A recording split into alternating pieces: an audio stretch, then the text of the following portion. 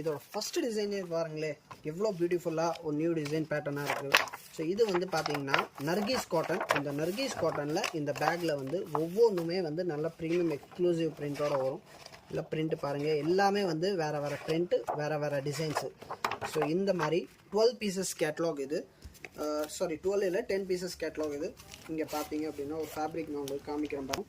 இந்த ஃபேப்ரிக் வந்து நீங்கள் பார்த்தீங்க அப்படின்னா இந்த மாதிரி காட்டனில் நர்கீஸ் காட்டன் குவாலிட்டி பியூர் காட்டனில் நல்லா சூப்பராகவே இருக்கும் சார். நல்ல ஃபேன்சி காட்டன் துப்பட்டா உங்களுக்கு வந்துடும், காட்டனில் பாட்டம்.